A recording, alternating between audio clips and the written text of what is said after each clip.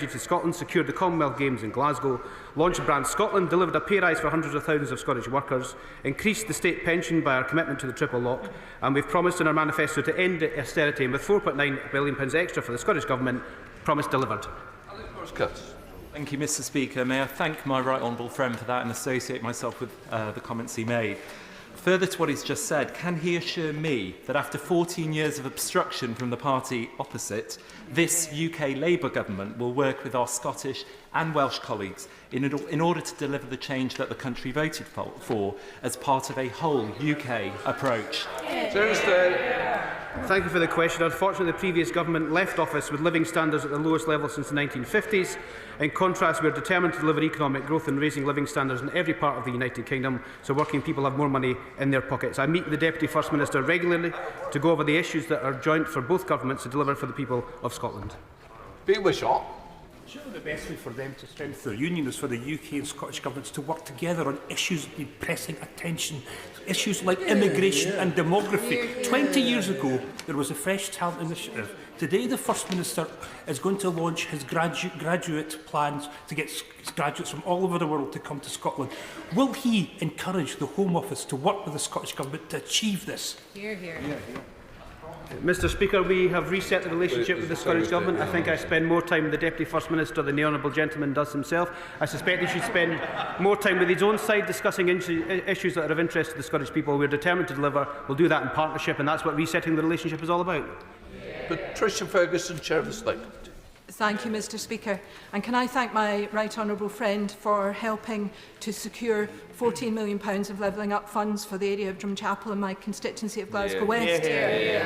And can I ask him if he agrees with me that, given the record settlement that the Scottish Government has now received from the UK Government, that it's about time the Scottish Government went ahead and sorted out the problems of under-provision and overcrowding in Drumchapel Health Centre?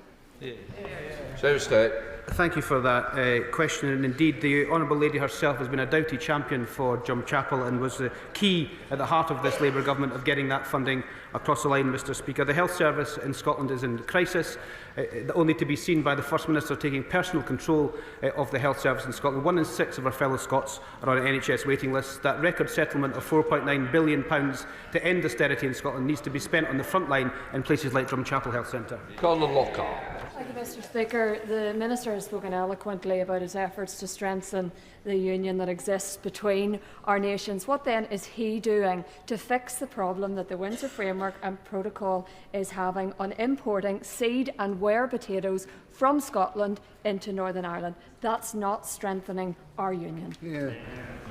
Mr. Speaker, this government is fixing the foundations of our economy and resetting our relationships not just with the devolved administrations but also with our partners across the European Union. I would hope that all parties would want to come together to make sure that happens. Question 2, Mr. Speaker. Thanks. Minister.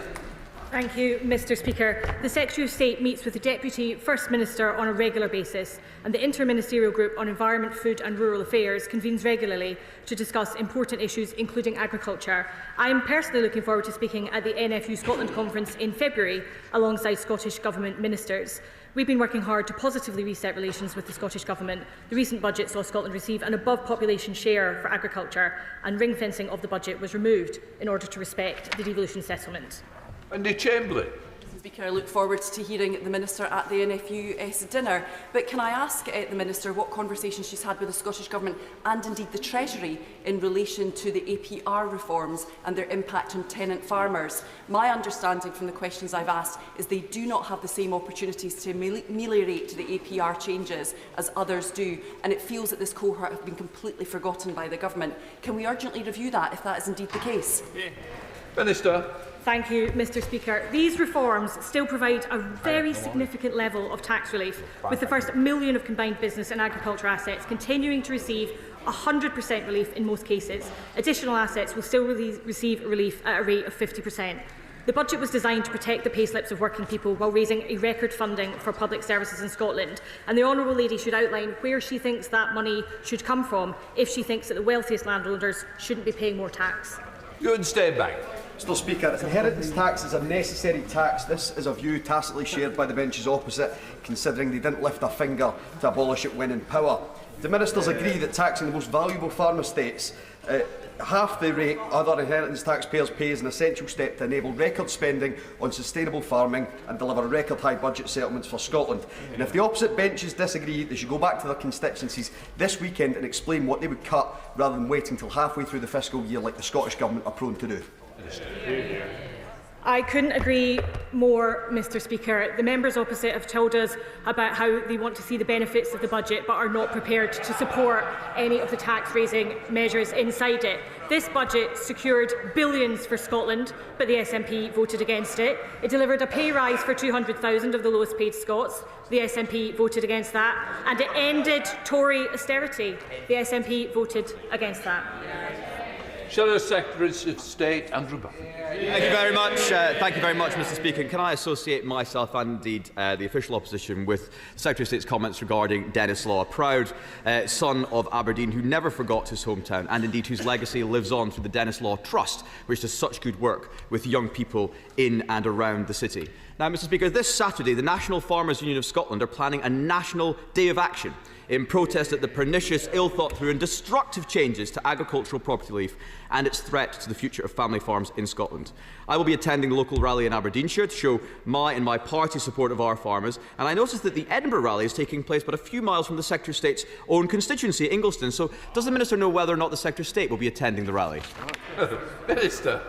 Mr Speaker, we're in ongoing discussion with the National Farmers Union of Scotland. As I say, I'm proactively attending their conference next month. I'm slightly surprised to hear the member opposite talking about the changes in the budget and not welcoming the announcements and the implications that they've had, such that the IMF and OECD both predict Britain will be Europe's fastest growing economy in the coming years. The UK is the only G7 economy, apart from the US, to have had its growth forecast upgraded by the IMF for this year, and the UK has come ahead of Germany, China and India to become the second most attractive country for global investment, trailing only the US, according to PwC's annual survey. If he wants to talk about... Question. Oh, order. Minister, please. Andrew. Thank you very much, Mr Speaker. Mr Speaker, of course we don't agree with the policy in the budget. This policy is pure wrong. Farmers were not consulted. Indeed, they were misled by his party, their party, when they were told this would not happen. It will lead to the demise of the family farm and undermine our food securities, as farmers will simply stop farming. The concern, the worry and the fear that these changes have wrought on Scotland's farmers are real and are on them and their government. So if the Secretary of State will not attend this weekend, will he at least use his position, and will she use her position as Scotland's man and woman at the Cabinet table to urge their colleagues to do as the NFU ask: stop, reset, reflect and properly engage on and consult on an alternative approach and stop this change? Minister. Mr Speaker, as the honourable member is perfectly aware, the majority of estates will not be affected. We're in ongoing conversation with the National Farmers Union of Scotland. We've asked them to come forward some worked examples of estates that may be impacted. They haven't done so yet, but of course we'll be in ongoing conversation. But the majority of estates will not be affected. Christine Sullivan. Thank you. Question 3, Mr Speaker. Secretary of State. Thank you, Mr Speaker. Promoting Scotland internationally is one of my 4 priorities. Brand Scotland, the Scotland Office programme of international trade and investment promotion, is about selling Scotland to the world. We've been to Norway, Singapore and Malaysia. We plan to be in the US in April. It's an initiative for the whole of government. We work closely with DBT and FCDO colleagues in particular. Additionally, I have met many foreign ambassadors and high commissioners in the last few months, and this week hosted members of the diplomatic corps at Dover House to discuss Scotland's offer to the world. Welcome back. Christine Sullivan. Thank you, Mr Speaker. Tech companies like Calnex in my constituency of Bathgate and Linlithgow export around the world, including to the US and Southeast Asia. Considering his recent visit to Southeast Asia, can the Secretary of State update the House on what representations he made on his November trip to promote Brand Scotland, specifically in the tech sector, and will he join me to visit Calnex and hear about the vital work they do to support digital infrastructure? State. Mr Speaker, can I just start by paying tribute to the Honourable Lady and how consistently she raises interests of her own constituency in this House in the fashion and the manner in which she does so. Technology, of course, was a key theme of my recent visit to Malaysia and Singapore, and I had productive meetings with ministers from both governments and major companies in the region to discuss how Scotland can share its world-leading technological expertise with both countries. I would encourage CalMex to engage with the Scotland Office and the National Wealth Fund, and please write to me if the Honourable Lady would, and we can make the relevant introductions to the company. David Munda. Thank you, Mr. Speaker. When President Trump visited Scotland during his first presidency, I was tasked with officially welcoming him, and the details of that will appear in my memoirs. But whilst we may disagree with President Trump on many specific issues, it is clear that he has a deep affection for Scotland, with the birth of his mother on the Isle of Lewis and his huge investment in Scottish Govt at Turnberry and the North East. So what will the Secretary of State for Scotland do to encourage economic benefit during the Trump second presidency? Secretary of State. Thank you to the right honourable gentleman. Yes, the President does have a deep affection for Scotland. He also had a deep affection for the right honourable gentleman, I'm sure, and I hope that appears in his memoirs. I'm sure there'll be some rare unsigned copies for people to buy when it's published. The Prime Minister has been clear with the Foreign Secretary, who've met President Trump and have been working very closely with the transition team. Of course, Scotland is a key marketplace in terms of the USA, and it's not in anybody's interest, whether it be here in the United Kingdom or indeed in America, for tariffs to be put on Scottish goods, and we're working very closely with both the government here and, of course, the government in America to make sure that doesn't happen. Martin Rhodes. Question 4, Mr. Speaker. Minister. Thank you, Mr. Speaker. Our plan for change will benefit workers in Scotland more than most. More than 100,000 workers in Scotland on zero-hours contracts could benefit from the Employment Rights Bill. This bill will have significant benefits for workers in insecure and low-paid jobs, and Central Scotland is one area where these workers will stand to benefit the most. Mr. Speaker, in 2023, the Low Pay Commission estimated that approximately 13,500 employees who lived in Glasgow were paid at or below the relevant minimum wage, 4.8% of all employees living in the city. What assessment has the Minister made of the impact of the government's Make Work Pay initiative for those workers and others in Scotland? Thank you, Mr. Speaker. The increase to the national minimum wage is delivering on our commitment from day one of government. Work should always pay. Modernising the UK labour market, including extra pay in secure jobs, is at the heart of rebuilding our economy and will help us achieve our plan for long-term national renewal and growth. In addition to over 13,000 workers in Glasgow, as the honourable member mentioned, national minimum wage increases will benefit workers across Scotland, with over 4,000 in Dundee City, 4,400 in the Highlands and 2,900 in the Scottish border set to benefit, to name just a few. Ashley Fox. Thank you, Mr. Speaker. The Government's Employment Rights Bill will increase costs on small and medium-sized enterprises by £5 billion a year. It will make it easier to strike. It will make it easier for employees to sue their employers. Combined with the tax rises announced in the budget, isn't it inevitable that this Labour government will increase unemployment? Minister. Thank you, Mr. Speaker. The honourable gentleman might not be aware that unemployment has actually come down in Scotland this week, and we have promised there will be no return to austerity, and the workers' pay slips across Scotland were indeed protected by that budget. More than half of employees will either see a cut or no change in their national insurance bills. The smallest businesses and charities are protected, and increasing that employer national insurance decision that we made will raise more than £25 billion to help rebuild Britain. Richard Ford. 5, please, Mr. Speaker.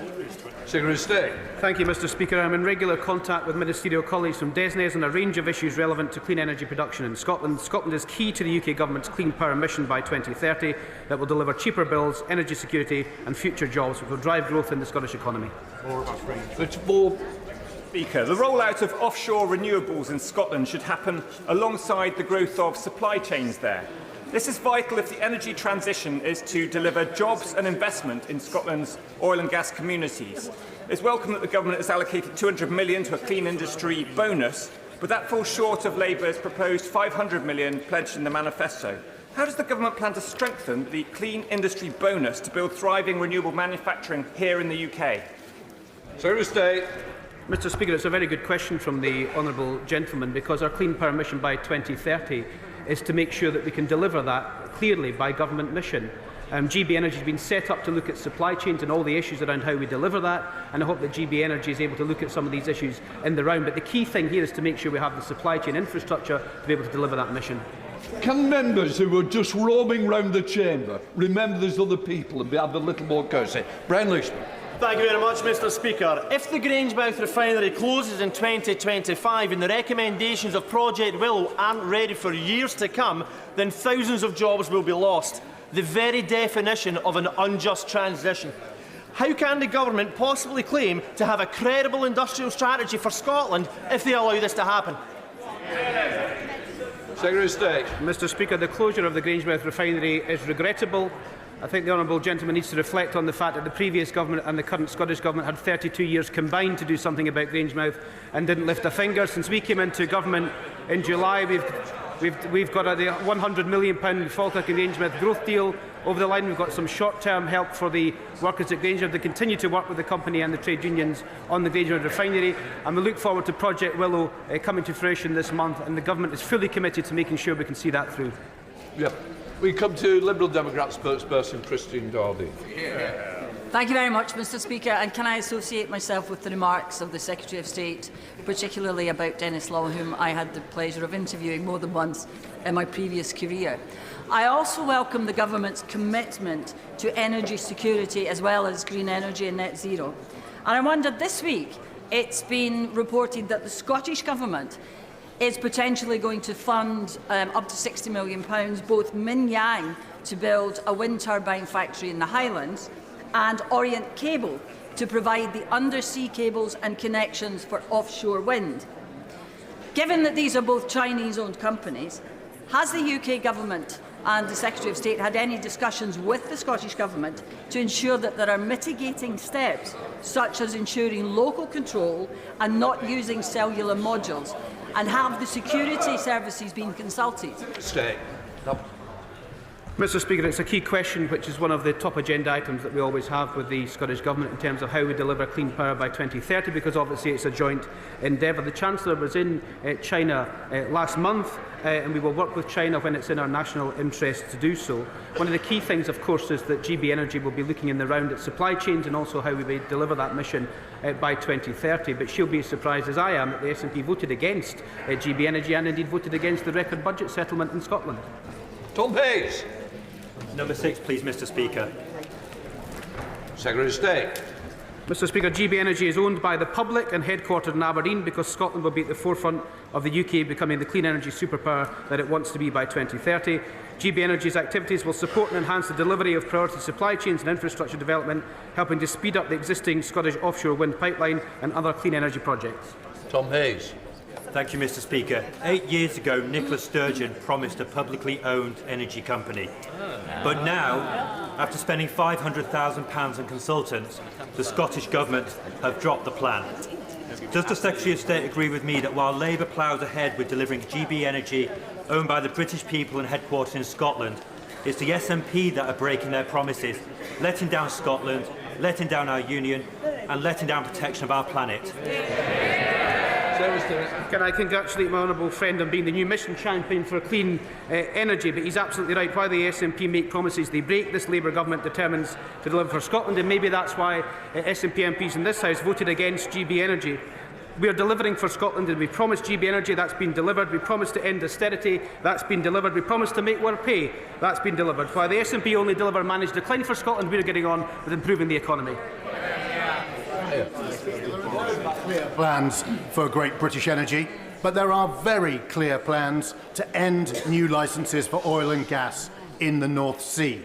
And Gary Smith of the GMB has said that stopping new licences is the employment equivalent of a Grangemouth refinery closing nearly every week from 2025 to 2030. So when is the Secretary of State going to stand up for Scotland, oppose the Right Honourable Member for Doncaster North, protect jobs and ensure we don't have more imports with higher emissions? Mr. Speaker, GB Energy is there with the National Wealth Fund to deliver that just transition and clean power by 2030. Oil and gas in the North Sea will be here for decades to come, and I would ask the honourable gentleman to work with us to deliver that just transition rather than scaremongering for the workers of the North East. Secretary of State Andrew Barry. Mr. Speaker, despite mighty work by Conservative members of the other place, sadly the GB Energy Bill continues to make its progress through the House of Lords. The chairman of that company, to remind you, Mr. Speaker, that's the chairman based in Manchester, leading a company headquartered in Aberdeen, in committee in the summer claimed GB Energy would directly employ 1,000 people. By November, that had fallen to 300 people. So, can he tell the House what is the figure, what are those jobs, where will they be based, and can he tell us once and for all what on earth GB Energy will actually do? Mr. Speaker, I'm surprised that the Shadow Secretary of State is championing the lines of the SNP. GB Energy is headquartered in Scotland. In fact, it's headquartered in his own region that he represents in Scotland, capitalised with £125 million, bringing valuable jobs to his own constituency. I suspect he might want to go back to his constituency this weekend and explain to his constituents why he doesn't want those new jobs and new industries of the future coming to his constituency. Kirsty Blackman. Question 7, please, Mr. Speaker. Minister. With permission, Mr. Speaker, I'll answer questions 7 and 9 together. The Labour Government's choice to protect the pensions triple lock means that millions of women pensioners will see their yearly pensions rise by up to £470 in April and by up to £1,900 over this Parliament. This is in stark contrast with the party opposite. They'd cut the state pension of over 1 million Scots. The Conservatives are still in chaos, announcing policies on the hoof that would mean a raid on pension pots. Meanwhile, this Labour Government is taking tough decisions and actions to clean up the Tories' economic mess. Kirsty Blackman. Does the Minister and indeed the Secretary of State agree with Labour MSPs in Scotland that WASPI women deserve compensation? Mr. Speaker, I do appreciate 2 separate issues, a decision about the legality of the changes and the question of compensation. The Ombudsman's findings show evidence that the vast majority of WASPI women did know that the state pension age was changing. It therefore be difficult to justify up to £10 billion on a compensation scheme and conclude that that is a fair, proportionate or good value for money use of public funds. Can I just say, will members please look at where the questions are coming from? It's disrespectful and it's totally not the way we should be carrying on. These are senior members who know better. He's a good example of a new member, Anne Davis. Thank you, Mr Llefarydd. In 2021, the Secretary of State previously called for a vote of redress of 1950s women, urging UK Government to get on the front foot and offer serious compensation to those affected. 1950s-born women in Scotland and Wales, 98 Welsh First Minister and Labour politicians across the whole of these isles, now turning their backs on 1950s women in Scotland, Wales and elsewhere. Why should these women ever again believe a word they say? Minister. Mr. Speaker, I'm afraid there's another honourable member who's in a bit of a fancle. The question about the legality of the changes has been settled by the courts. The question of compensation, which the Honourable Lady and her allies will have to answer, is why they think £10 billion, up to £10 billion of public money should be spent. Is this proportionate? Is it fair? Is it feasible? And is it value for money? The government's view is it is not. Chris Kane. Thank you. Does the Minister agree with me? Does the Minister agree with me that alongside the triple lock and pensions, the most important thing for women pensioners in Scotland is to fix our NHS, and that the SNP government needs to act urgently to ensure vulnerable Scots don't face what even the SNP Health Secretary says are unacceptable waits for treatment? Minister. Mr. Speaker, I couldn't agree more. Scotland's NHS is in crisis. 1 in 6 Scots are on a waiting list. The UK Government has provided a record investment to fix Scotland's public services. The Scottish Government, led by the SNP, should get on with it. Lord MacDonald. The most common problem raised by women pensioners in East Hampshire to me is, like the member for Stirling says, the enormous waiting list. And with researchers from Oxford University, Strathclyde University and Edinburgh University predicting that by the time the SNP leave office they'll be headed towards 1 million of Scots on waiting lists, how can we make sure that the billions provided in the Labour budget don't go down the same drain as everything else that is given to the SNP? Thank you, Mr. Speaker. Scots today, 1 in 6 are on a waiting list. We face a housing emergency and a very stubborn attainment gap. Nobody could look round Scotland and say it is going in the right direction. That's the choice people will have to make at 2026. Is Scotland going in the right or wrong direction? Canny Scots, I'm sure, will make choices in the interests of their families and say that it's time to replace a failing SNP government. Stephen Gittins. And I welcome that welcome from the Labour benches. The Minister campaigned on compensation for WASPI women as the Secretary of State for Scotland did. So will she tell me, if she won't listen to the women, If she won't listen to the Ombudsman, will she listen to Scottish Labour MSPs who called for compensation? Minister. Mr. Speaker, a third member in a dreadful fanco. What we said at the election was that we would wait the Ombudsman's report, we would examine it, and we would take a view. We have taken a view. We have taken a view that up to 10 billion of public money should not be spent providing compensation on a decision that was legal and which it has been concluded the vast majority of 1950 boards women were aware. Mr. Speaker, the Secretary of State recently reacted to Labour's dip in the polls in Scotland by saying the voters didn't like honesty. I wonder if it was more to do with Labour not keeping their commitment to women pensioners, or was it more to do with saying that you'd decrease fuel bills and they went up? Was it to do with saying you tackle child poverty and then take on some of the most regressive Tory policies on the two-child cap? And as we approach Burns Night, I wonder if the Bard was right when he said, "Dare to be honest and fear no Labour." Whereas nowadays I wonder if he'd say, "Dare to be honest and fear the voters." Mr. Speaker, polls come, polls go. The fact remains this Labour government has provided record investment for Scottish public services. I suggest the honourable member invest in a notepad so he can keep track. Right, we now come to Prime Minister's questions. David Reid. Question number 1, Mr. Speaker. Prime Minister. Thank you, Mr. Speaker. The senseless, barbaric murder of 3 young girls in Southport was devastating. A measure of justice has been done, but for the victims, the injured and the affected, we must see a fundamental change in how Britain protects its citizens and its children. As part of the public inquiry, Mr. Speaker, we will not let any institution deflect from their failures. Mr. Speaker, next Monday marks Holocaust Memorial Day. Visiting Auschwitz last week only strengthened my resolve to build a national Holocaust Memorial and Learning Centre beside this Parliament. Mr. Speaker, the whole House will also welcome the release of Emily Damari and other hostages from Gaza. We must now see the ceasefire deal implemented in full, the release of the remaining hostages and a surge in aid into Gaza for citizens. Mr. Speaker, may I also welcome Cheryl Corbell, whose young daughter Olivia was murdered in awful circumstances, and her sister Antonia to the Chamber. I've met them twice, and we will change the law so that most serious offenders attend their sentencing hearings. Mr. Speaker, this morning I had meetings with ministerial colleagues and others in addition to my duties in the House. I shall have further such meetings later today. Thank you, Mr. Speaker. Before Christmas, I received nearly 1,000 handwritten letters from pupils at St Peter's Secondary School in Exeter. Each letter strongly advocated for greater support to tackle the mental health challenges faced by young people, with many sharing deeply unsettling personal stories.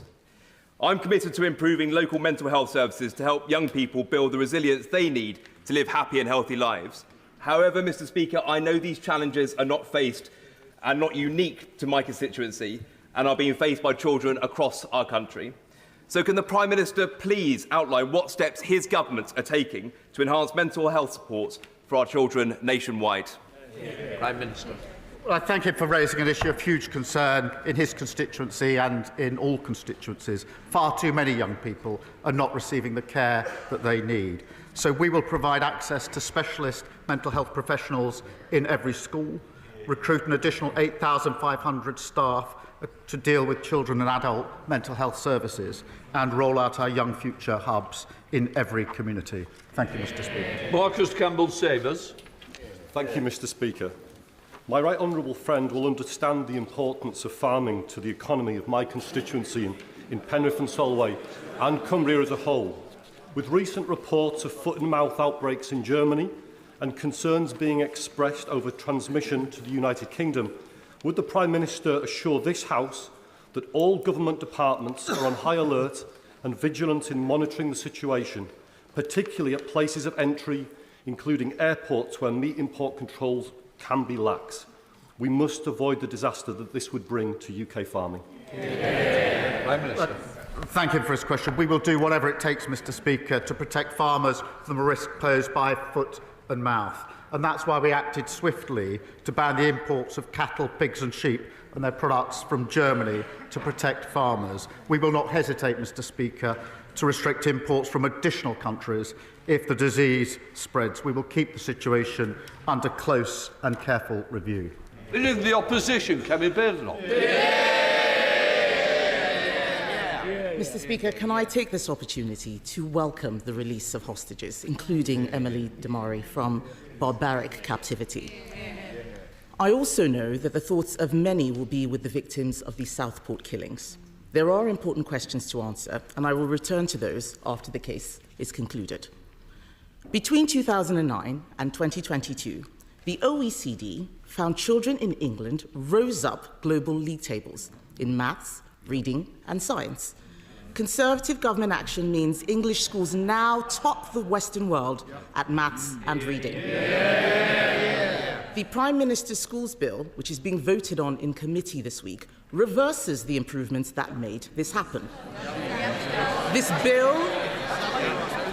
bill is an act of vandalism. It is wrecking a cross-party consensus that lasted for decades. Why does the Prime Minister think that so many school leaders are criticising this bill? Prime Minister. Mr. Speaker, it was Labour that introduced academies in the first place to drive up standards. Academies are here to stay and will continue to drive up standards. That's what the bill is about. But also in that bill are important provisions for protecting children, including a provision to stop abusers taking children out of school, a unique identifier to ensure the whereabouts of all children are known. What did the Leader of the Opposition do? She instructed all of them to vote against those measures. He didn't even bother voting on that bill, Mr. Speaker. And he talks about safeguarding measures. That's not what the issue is. It's about the reforms that he is changing. We have an example of where these reforms were not introduced. Wales, which has been under Labour control for 2 decades. Welsh educational outcomes have tumbled down international league tables. Poor children in England now do better than wealthier children in Wales. This bill denies children the guarantee that their failing schools will be turned into a better academy. It is an attack on excellence, it is an attack on higher standards, it is an attack on aspiration. This bill is the worst of socialism, Mr. Speaker, and isn't it deprived children in England who will pay the price? Mr. Speaker, as I said, we introduced academies, we're committed to them, we're driving standards up. But this bill is important because it also sets up breakfast clubs for the very children that she claims to champion. It limits the expense of school uniform and it puts in place vital protections for children. She has to answer the question, why did she instruct all of them to vote against child protection measures? Mr. Speaker, the Prime Minister thinks that he can distract people from what is wrong with this bill. This is not about breakfast clubs and school uniforms. Teachers and parents will be horrified at just how bad this bill is. Even his own MPs may not realise it, but the bill will cut teachers' pay. It cuts pay for 20,000 teachers. His Education Secretary says there is not a ceiling for pay. They're all shaking their heads. They clearly haven't read the bill. She hasn't read the bill either. Because Clause 45 means teachers' pay will be capped. Did the Prime Minister know that the bill, as it stands, will cut teachers' pay? Prime Minister. Mr. Speaker, we do need flexibility in our schools. And if she'd hopped off social media for a while, she would have seen the amendment that was put down this morning to achieve that end.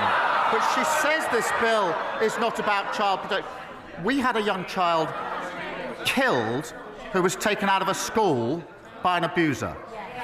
This bill closes that gap. that is urgently needed. We have children who have not gone back to school since COVID. This bill closes that gap. She can make her points on academies. We can debate academies, but to vote against the bill is a disgrace on all of them. This is nonsense, Mr. Speaker, and the amendment he's talking about does not address this issue. He raises academies. That's exactly what I'm talking about. Like every other parent, I believe all our children should have the best teachers. Apart from cutting their pay, listen to what the head of Year 11, Mr. Speaker, at Michaela, the head of Year 11 at Michaela, the most successful school in the country, came from the armed forces. The headmistress says that with Labour's new rules, she would never have been able to hire him.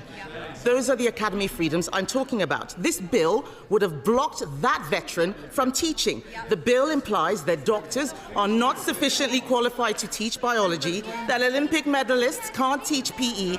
Why is the Prime Minister closing down routes into teaching when we should be opening up more? She knows that's not right. No, it's not. Look at the provisions in the bill. But to say there ought to be qualified teachers in our schools should not be extraordinary or opposed. We had far too many examples in our secondary schools under their watch of teachers missing when we needed maths teachers. They championed maths. We didn't have enough maths teachers in our secondary schools, and I want every single child to have the best possible education. Kemi Badenoch. The facts speak for themselves. The standards went up under Conservative governments. What we need to know is who is benefiting. Mr. Speaker, everyone is asking who is benefiting from these changes. It's not teachers. Their pay is being capped. It's not parents. Their choices are being restricted. It's definitely not children. Their outcomes will get worse. So who is benefiting? It's the trade unions. The National Education Union sent out a tick list proving that after a decade and a half, they are finally getting their way. Why is the Education Secretary allowing trade unions to run her department and ruin children's education? The bill benefits the children who need the nourishment of a breakfast club. The bill benefits the families that can't afford uniforms. The bill benefits the children who are currently out of school and nobody knows where they are. The bill benefits the children who could be taken out of school by abusers if this bill doesn't go through. She should change her mind and support these vital provisions. The Prime Minister needs to get out more and speak to schools. I was at the Harris Academy just this month, and what are they saying? That this bill reverses 2 decades of progress, imposing Labour's new curriculum on every school, taxing the education of children with special needs, excluding talented outsiders. The closed shop is back. This is pure educational vandalism. And alongside these attacks, removing single-word Ofsted judgments so parents cannot see the standards slipping. It is the same old Labour. Bad outcomes for all children, excellence for none. Mr. Speaker, I know what it's like to go to a school which didn't care about standards. This is a tragedy in the making. The key changes in this bill were not in their election manifesto. Isn't that because he knew parents and teachers would reject them? Parents and teachers know we introduced academies. Parents and teachers know we're driving by standards. We're committed to them. They're part of the future. We will continue to focus on standards. And she talks about special needs. She's got a nerve. I don't know. And they know it. Remember, they have asked me questions, these Prime Minister's questions, about the appalling situation of special needs under their watch. We're going to fix that mess like we're fixing every other mess. Thank you, Mr. Speaker. Parents should feel confident that when their child is sick, they can take them to their local hospital to be treated as soon as possible. But last year, when my son was having difficulty breathing, like many parents, I couldn't take him to the Alexandra Hospital in Redditch, as paediatric services were temporarily closed in 2016 and have never been reinstated. As part of this government's record investment into our NHS, would the Prime Minister agree to meet with me to explore ways to enable local integrated care boards to reinstate critical services for growing towns like Redditch? Prime Minister. Well, I thank him for raising this important issue, and I know he's campaigned on it for a very long time. We are putting, Mr. Speaker, a record £25 billion investment into the NHS as part of our plan for change. Building an NHS fit for the future means places like Redditch will see lower waiting lists and services that reflect their needs. Whilst, Mr. Speaker, responsibility over service rests with the appropriate NHS Commissioner, I will ensure that he gets a meeting with the relevant Minister to discuss the issues. Leader of the Liberal Democrats, Sir Ed Davey. Thank you, Mr. Speaker. Can I echo the Prime Minister's opening remarks about the Southport killings and the Holocaust Memorial Day? Can I particularly join him in expressing our immense relief at the release of Emily Damari and celebrate the fact she's back with her mum, Mandy, and the rest of her family. Let's hope we can get all the hostages released as soon as possible and the ceasefire turns into a lasting peace. Mr. Speaker, last week I urged the Prime Minister to speed up the Social Care Commission so we can get the changes people need implemented this year. The very next day, it was announced that the chair of the Social Care Commission was also going to chair another important inquiry into grooming gangs. So the Prime Minister says that the job of chairing the Social Care Commission is so enormous that it's not possible to complete it within 3 years. Yet he also says that the chair of that commission, Baroness Casey, has got enough free time over the next few months to chair another inquiry. Can the Prime Minister explain how both these things can be true? Mr. Speaker, Baroness Casey is well placed to conduct the audit into grooming gangs, given her hard-hitting report on exploitation in Rotherham. It does not, he raises the issue, it does not affect her work on the Independent Commission on Adult Social Care, which begins in April. But as he knows, that report, the first part of that report will report next year, so we can deliver recommendations as we receive them. And he knows that already we're introducing fair pay agreements, providing more money for the social care funding and putting up the allowance. So we're already taking steps. There'll be a two-part report. We will act on the recommendations as they arrive, but this needs to be done properly. Sir Ed Davey. I still don't think the Prime Minister is making social care reform the priority that it needs. It's urgent. And so I'm going to keep coming back to this and holding to account. But, Mr. Speaker, turning now to the United States, can the Prime Minister guarantee that he will not sell out Britain's fantastic farmers to Donald Trump in a trade deal that undermines our high food and animal welfare standards in the way that the Conservatives sold them out in the Australia and New Zealand deals? Prime Minister. Mr. Speaker, we will work with the US, we will work with other countries, but we will never lower our standards. Durham Parfait. Mr. Speaker, thousands of my constituents across Southampton Itchen have had to put up with years of misery because of unsafe fire protection in their own homes, developers dragging their feet and leaseholders having to foot the bill for mistakes they didn't make. Does the Prime Minister agree that enough is enough and it's time for developers to make all homes safe? And will he reassure leaseholders who bought their homes in good faith that this government has their back? Prime Minister. I thank him for raising this really important issue. Too many buildings are still unsafe and the speed of delivery has been far too slow. Our action plan sets out measures to identify buildings at risk and fix them faster. And my message, Mr. Speaker, is clear. The funding is there to fix this, and there's no excuse not to deliver for residents. Adrian Ramsey. Thank you, Mr. Speaker. Expanding London's airports and building a third runway at Heathrow would be incredibly irresponsible in the midst of a climate emergency, flying in the face of the Climate Change Committee's advice. The Prime Minister clearly knows this because he and 7 Cabinet colleagues voted against a third runway at Heathrow in 2018. So can the Prime Minister confirm what is his position now? Prime Minister. Mr. Speaker, I'm not going to comment on speculation, He knows that we are, as a government, we are committed to growth, we're committed to the aviation sector and to our climate obligations. But I'm not going to take lectures from those who talk about climate change but oppose vital renewable infrastructure in their own constituency. Willstone! Build some solar farms. Thank you, Mr. Speaker. In Swindon North, we have the Panatoni Park development. It is one of the largest employment developments in Europe. It's got massive potential for growth.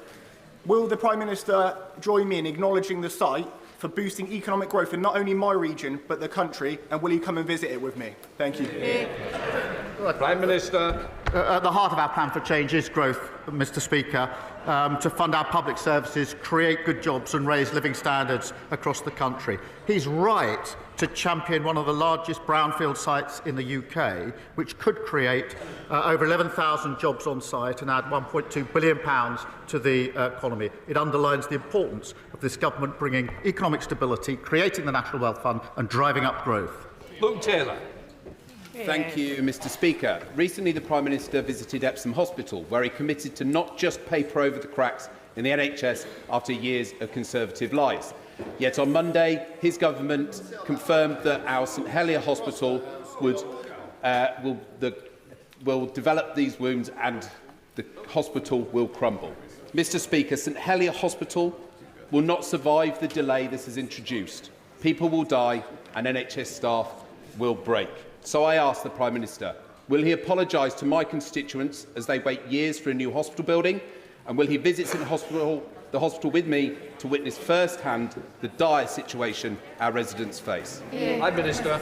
Well, Mr. Speaker, he's right to raise the concerns of his constituents, and I'm not surprised that they're frustrated or even angry at the lack of delivery under the previous government. There was no credible plan. Mr. Speaker, they shut. Let me read the Infrastructure and Projects Authority's verdict on what we inherited. This is their words. There are major issues. Prime Minister. Mr. Phil, I expect better from the front bench, and I'm sure you're going to show better, Prime Minister.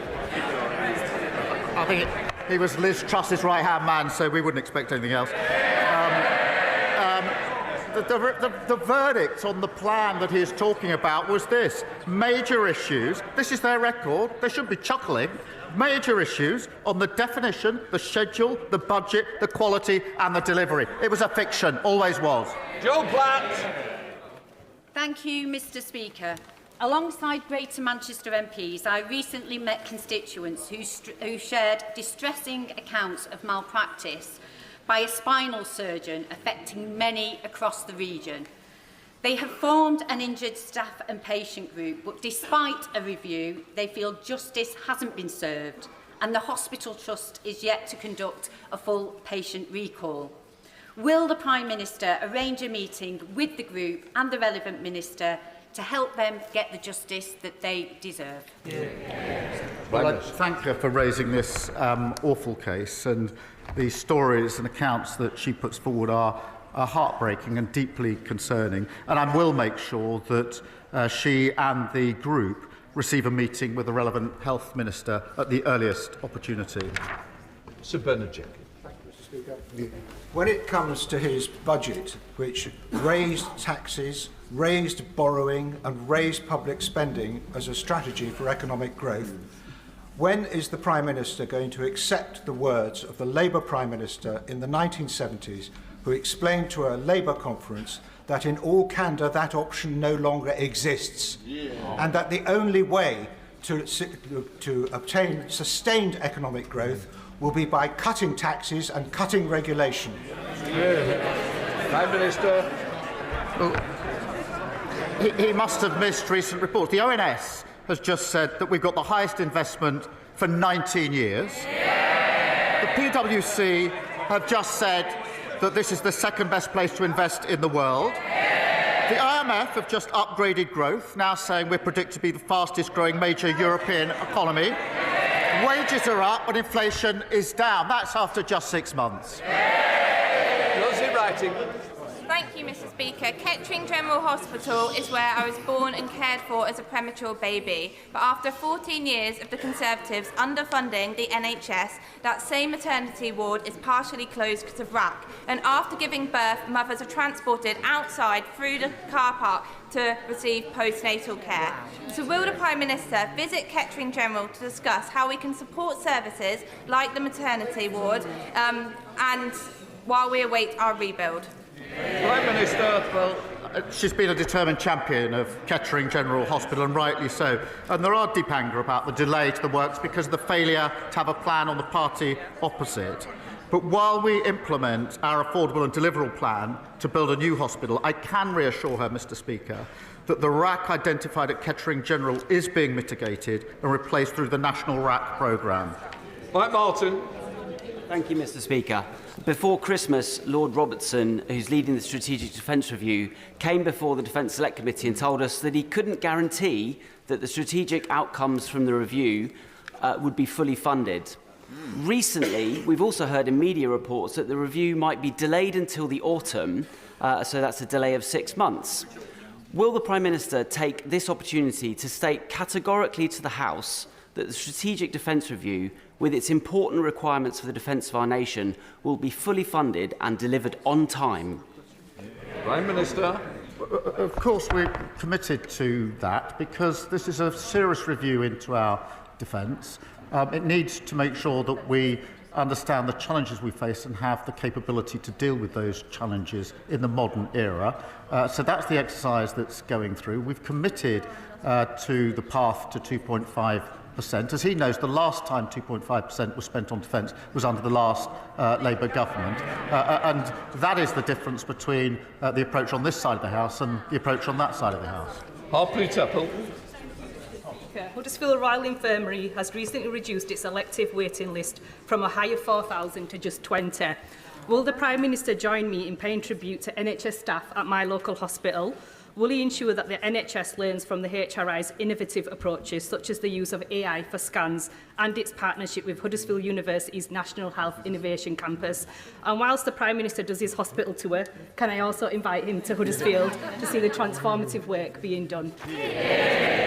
Look, can I thank her because the achievements of the hard-working staff at Huddersfield Royal Infirmary prove that you can bring down waiting times through our plan for change. And it is important we're applying that best practice and innovation across the NHS. We must do more. We inherited record waiting lists and we are now bringing them down.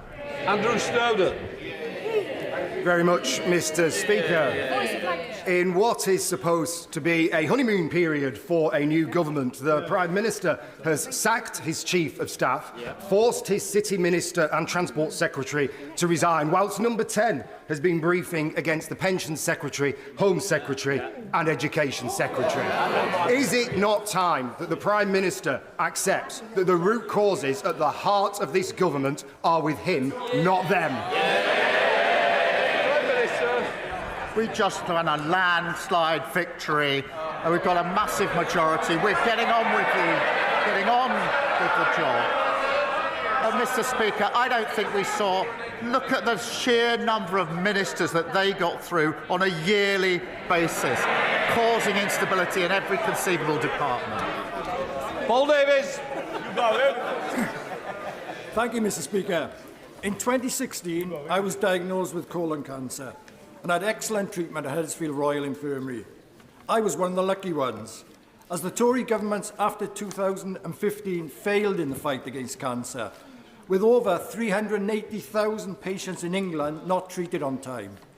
What assurance can the Prime Minister offer Colne Valley residents that the reforms and extra investment he's announced will address this issue?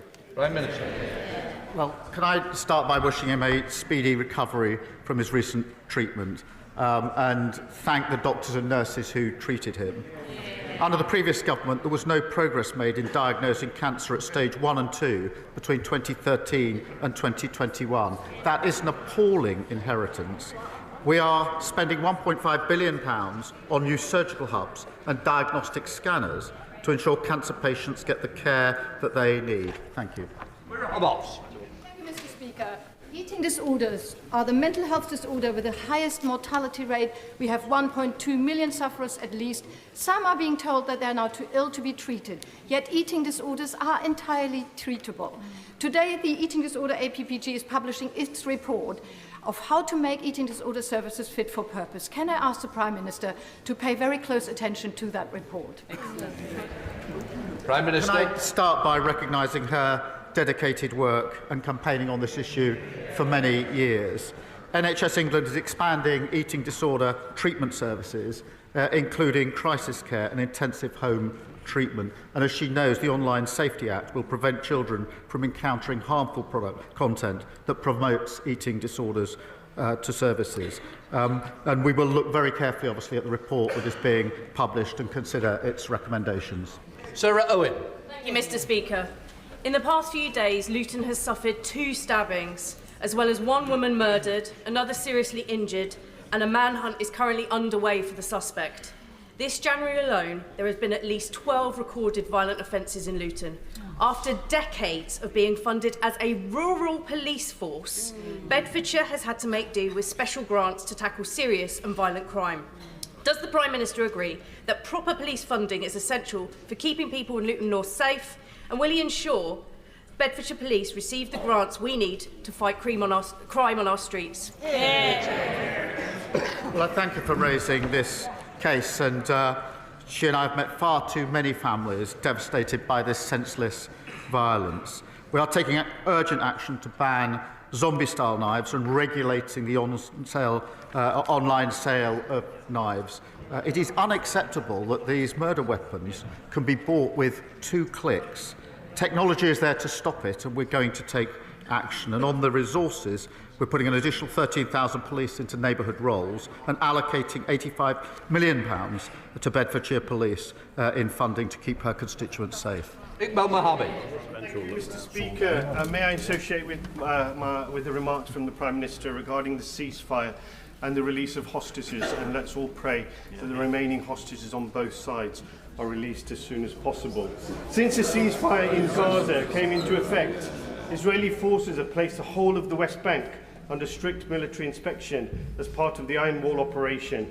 The IDF has launched a large-scale offensive operation in the city of Jenin, with numerous drone strikes on the infrastructure and a military raid by IDF troops and special forces in the occupied West Bank. At least 9 people have been killed by Israeli forces and 40 people injured, including several healthcare workers. What steps is the government taking to urgently protect Palestinians, including healthcare workers, and to prevent atrocities in the West Bank? And will he outline the UK's response to the ICJ advisory opinion on Israel's unlawful occupation? Minister. I'm deeply concerned by what's happening in the West Bank, and we've raised it a number of times in the various exchanges that we've had, but I am deeply concerned about it, and we're doing everything we can to alleviate the situation. Sarah Edwards. Thank you, Mr. Speaker. Tamworth Castle, boasting 1,000 years of history, was recently added to the Heritage at Risk Register following my campaign about its future. Despite needing repairs, it provides a unique and valuable learning environment, welcoming both the public and schools to learn about Tamworth's rich history. Will the Prime Minister come and visit Tamworth Castle to see how an 11th century castle is providing 21st century learning opportunities whilst promoting local heritage? Prime Minister. Can I thank you for a kind invitation? I particularly enjoyed Tamworth's recent FA Cup heroics against Tottenham, albeit they didn't quite win. Mr. Speaker, we are committed to protecting our most vulnerable heritage, and I know Historic England is working closely with Tamworth Borough Council to preserve this local treasure for future generations. It's particularly important to continue school visit programmes supporting our mission to get every child the best opportunities in life. Alison Bennett. Thank you, Mr. Speaker. Across England, there are 95,000 students who attend non-academised sixth form colleges. Of those colleges, 32 are currently on strike because the government didn't settle the funding for them back in last summer. I wonder, could the Prime Minister tell me whether he intended to create a 2-tier education system for sixth form students who are the victims of the COVID crisis? Prime Minister. We have put more money into colleges, and it's really for them to deal with these disputes, as she knows. Lee Ingham. Thank you, Mr. Speaker. From Stafford to Eccleshall to Loggerheads, my constituents are sick and tired of having their properties and businesses devastated by flooding. The last Conservative government did not invest enough in flood prevention measures to stop this from happening. Can the Prime Minister assure me and my constituents that he will prioritise flood prevention investment before the homes and businesses on Sandon Road in Stafford disappear completely into Sandyford Brook? Prime Minister. Well, my sympathies go to her constituents. Far too many are experiencing terrible flooding. I visited there last year and met them, and they talked me through the misery of their experience. We inherited flood defences in their worst condition on record. We are now investing £2.4 million in flood defences to better protect communities, and committed £60 million to support farmers impacted by the extreme weather. Rebecca Smith. Thank you. 2-year mortgages have hit 5%. Borrowing is billions above forecast. Retail sales have slumped. Does the Prime Minister still believe the Chancellor is doing a good job? I thought she was just reading out their last record. Final question, Mount Termin. Thank you, Mr. Speaker. Excuse me. Before the last election, the Conservatives baselessly promised a fully funded scheme to deliver a new Watford hospital, something they have failed to achieve in 14 years. Does the Prime Minister share my frustration and that of my constituents that they unforgivably failed to budget for its construction, and Watford will only get its new hospital built and paid for thanks to the properly planned approach of this Labour government? I'm not surprised his constituents are frustrated. There was never a plan. The funding only ever existed in Boris Johnson's imagination. It was pure fiction, and they know it. We have an affordable and delivery plan to build these new hospitals, and that includes Watford General, and we'll be getting on with it. That completes Prime Minister's questions.